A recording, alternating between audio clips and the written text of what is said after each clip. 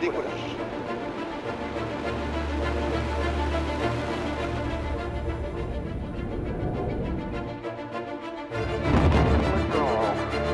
Beautiful valley. Really amazing.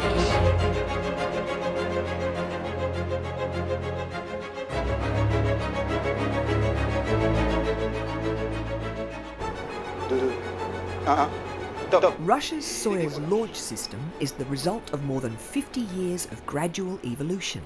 It's the world's most reliable rocket, having flown more than 1,700 times, and commercial users love it.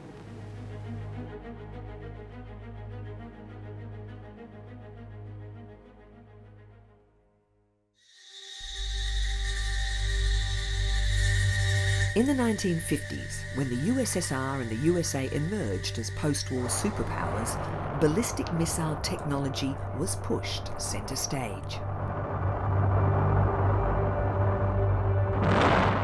Early results were frequently catastrophic.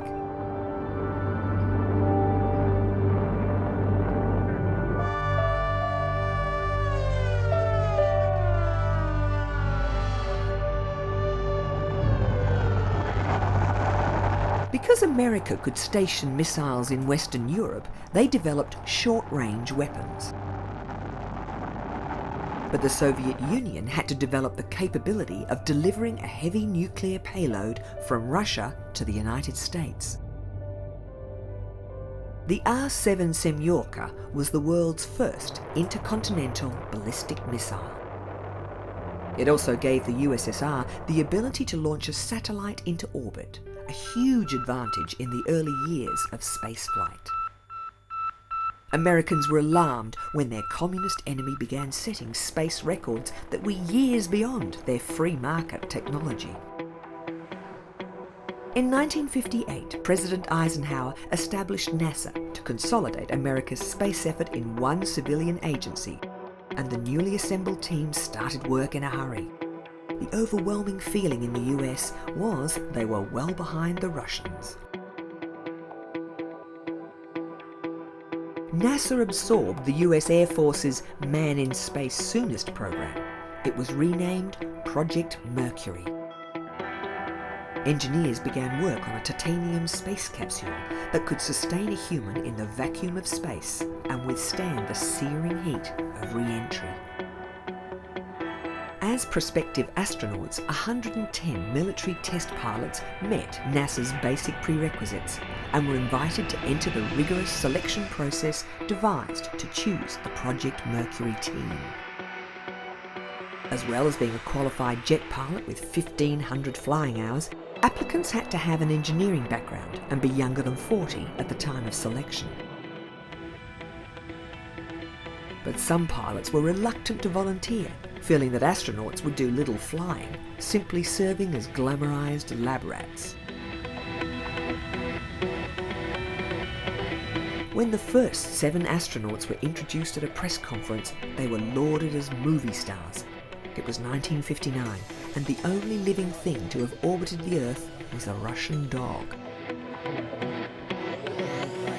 It was known that the Soviet Union was working to get a man into space, but NASA was determined that an American would get there first, so they began modifying the proven Redstone booster.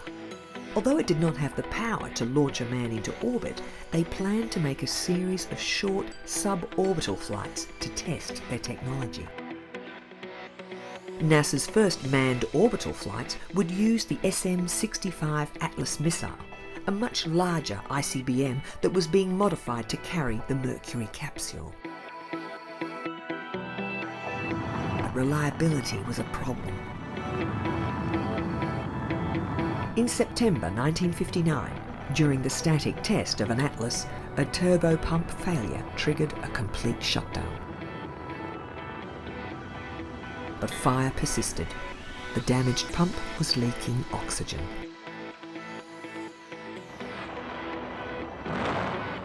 Damage to the pad took 7 months to repair. Because so many boosters were blowing up, an emergency escape system was developed. A tower atop the capsule housed a small but powerful solid fuel rocket, that could pull the spacecraft clear of a catastrophic failure. To test the escape system, a new booster known as Little Joe was built. It was based on existing technology and cheaper than using a full-scale rocket.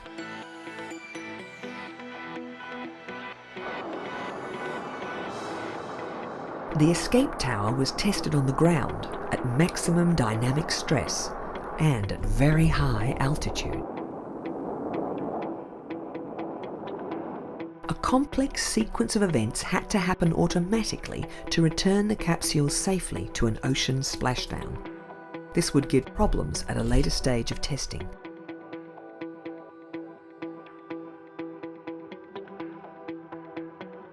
The capsule itself had to be tested, and the new astronauts were each given an area of specialisation. Engineers would get direct input from the people who would fly the Mercury spacecraft. At NASA's Langley Research Center, the new astronauts were schooled in concepts such as retrofire and re-entry. The Mercury 7 all had engineering degrees, and even at this stage, their feedback was leading to redesign of capsule control systems.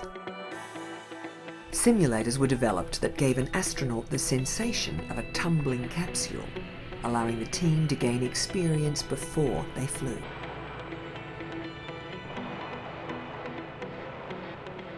On special flights, they had a taste of zero gravity. Towards the end of 1960, the Mercury team was nearing full-scale flight tests. The first Mercury-Redstone combination would make an unmanned suborbital flight to qualify the system. Alan Shepard had been selected to make the first manned flight, and it seemed he would be the first man in space. Known as MR1, this first Project Mercury vehicle was assembled at Cape Canaveral's Launch Complex 5. It would test the automated flight control, the launch and tracking system, as well as recovery procedures. The capsule's automated abort system, a vital safety feature, would also be tested.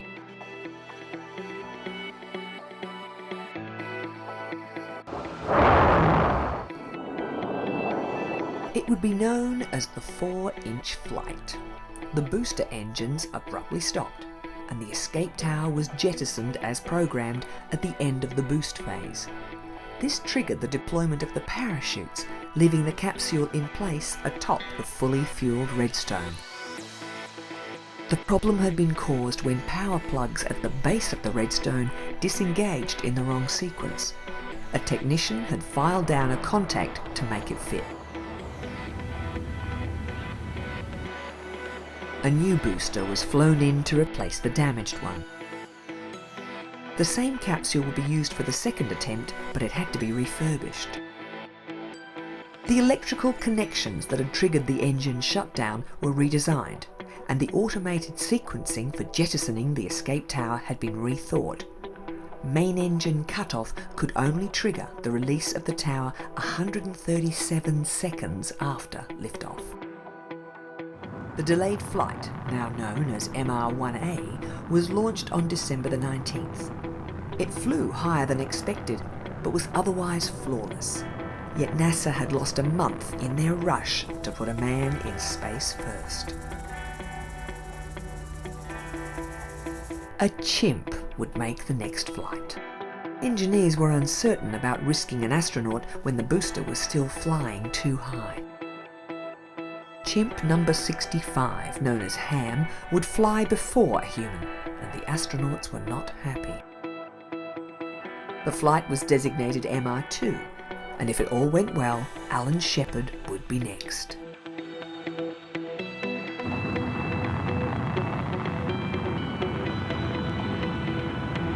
But things did not go well. An overactive pump depleted the engine's liquid oxygen too quickly, and when the engine pressure dropped, the escape system kicked in, lifting Ham's capsule to an altitude of 253 kilometres, far higher than had been planned.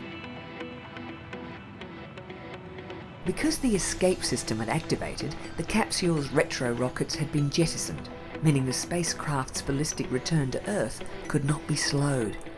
Ham, the astrochimp, experienced more than 14 G during re-entry. Next, a valve opened early and the capsule lost pressure.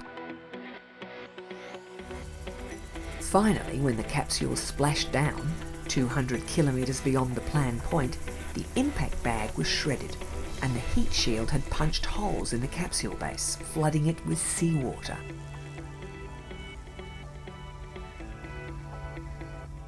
Ham had survived, protected inside the small compartment which functioned as his spacesuit, but debate about whether the system was ready to take an astronaut began. An extra flight to sort out the bugs in the Redstone booster was scheduled. At the same time, NASA was preparing the much larger Atlas booster in readiness for orbital flights. Developed as a weapons delivery missile, the Atlas was also being used to launch satellites. Its very thin stainless steel skin made it very light, but it was also fragile, and its early safety record was not good.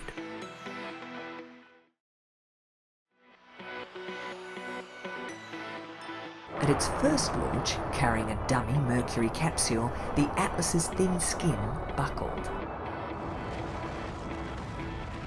It would be strengthened for all subsequent flights.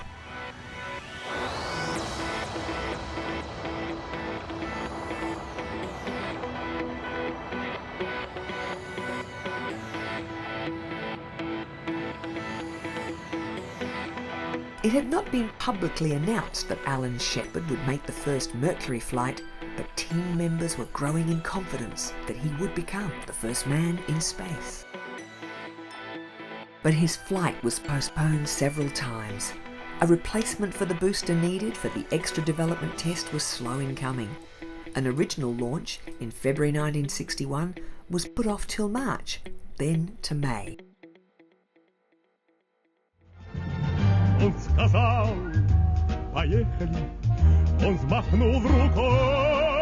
In April, the Soviet team had yet another surprise. After a heartfelt farewell, Colonel Yuri Gagarin prepared to enter his Vostok spacecraft. The flight and Gagarin's identity had been a closely guarded secret, with none of his cosmonaut colleagues being aware who was to make the first attempt. The craft would function automatically, with Yuri Gagarin needing to enter a code to unlock the controls should it be necessary.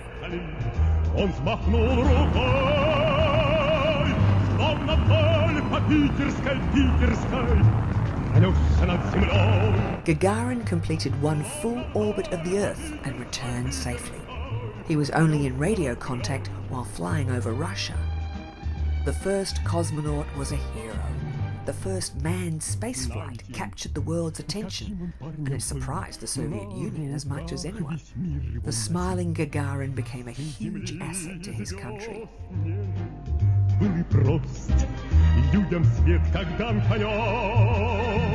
The Soviet leaders wanted more, and government funding for space was assured.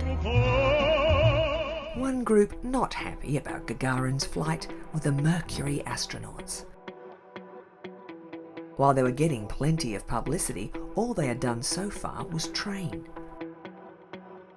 Alan Shepard had missed the opportunity to be first, and his short suborbital flight would be an anticlimax after the Soviet triumph.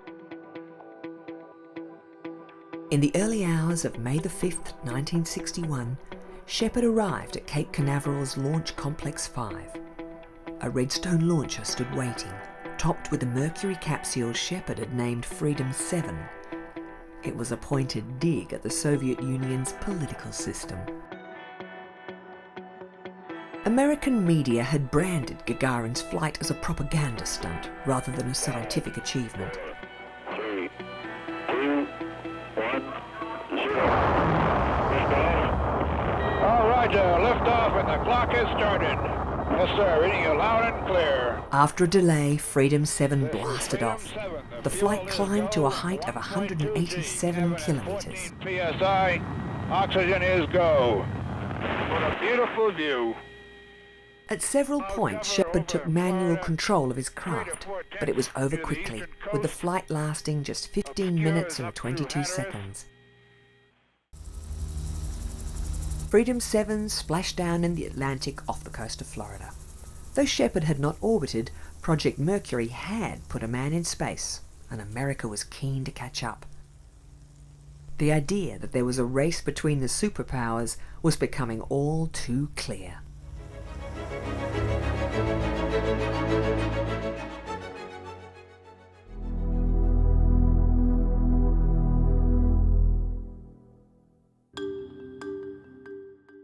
Launched in June 2003, ESA's Mars Express reached Mars in less than 7 months.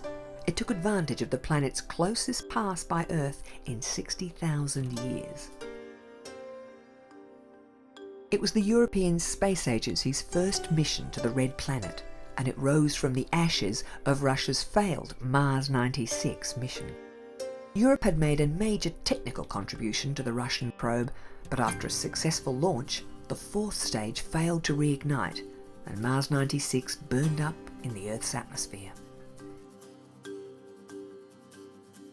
Though there is no outward similarity between the probes, Mars Express contains many of the same sensors and instrumentation as its Russian predecessor. Since its arrival at Mars, the probe has been imaging the Martian surface. Its instruments are designed to find out more about the planet's atmosphere and its geology, including evidence of surface water that may have existed in the past.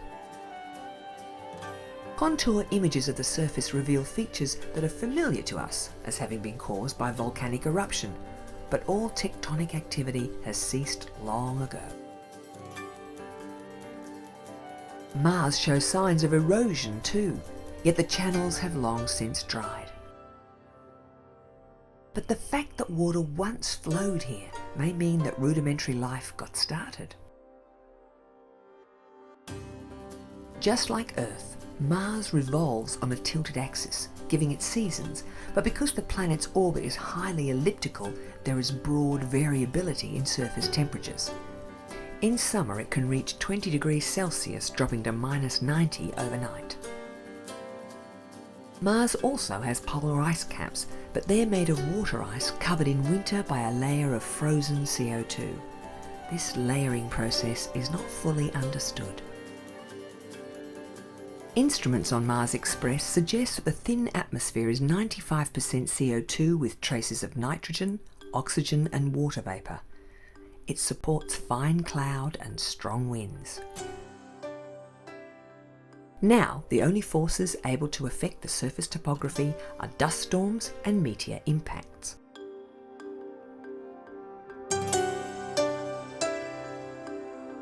Mars Express is in an elliptical orbit around Mars at right angles to the orbit of Phobos, Mars's major moon. Recently, it made its closest approach to the tiny moon, which is too small to have a spherical shape.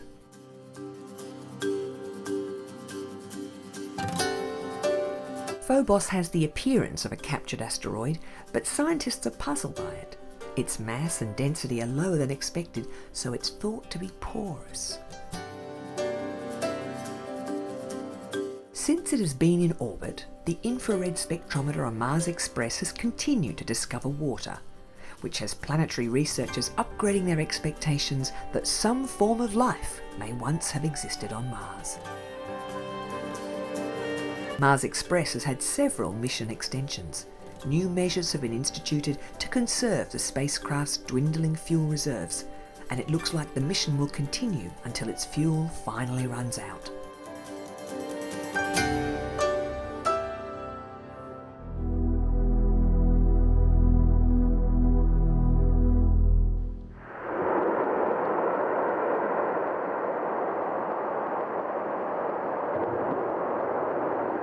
Russia's iconic Soyuz launcher at the Baikonur Cosmodrome.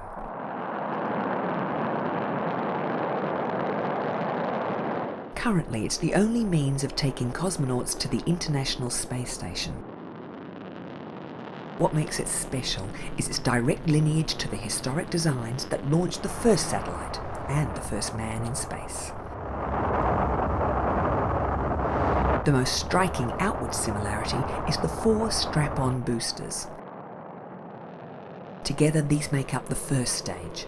The central core around which they cluster is known as the second stage, even though it ignites before launch along with the strap-ons. These stages are fueled by kerosene with a liquid oxygen oxidizer.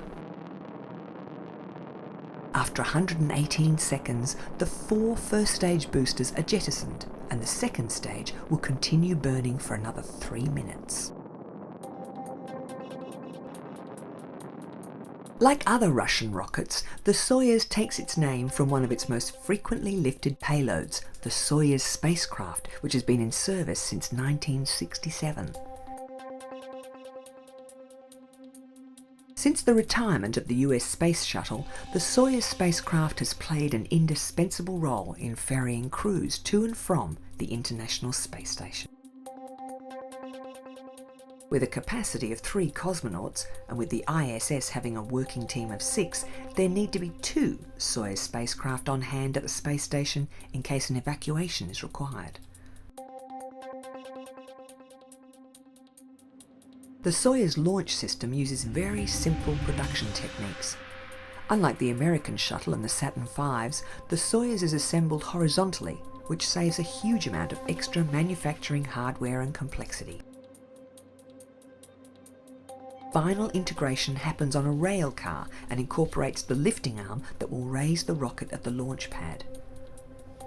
The trip to the pad happens at a walking pace, and it is a Russian tradition that cosmonauts due to fly will witness the rollout. At the pad, hydraulics are used to raise the Soyuz to vertical, where it is suspended above the flame pit and supported by 4 counterweighted arms. Fueling and service gantries also surround the rocket. The gantries will be withdrawn before launch, leaving the unique tulip-shaped configuration. This was originally devised to add extra support to the waiting rocket, as the Baikonur launch site is known for its strong winds. In 2011, a Soyuz launcher was being prepared for launch from a new site. It has been adapted for use at the European spaceport in French Guiana. 5, 4, 3, 2, 1, top. With improved lift capacity and an enviable launch record, commercial satellite clients just love the Soyuz.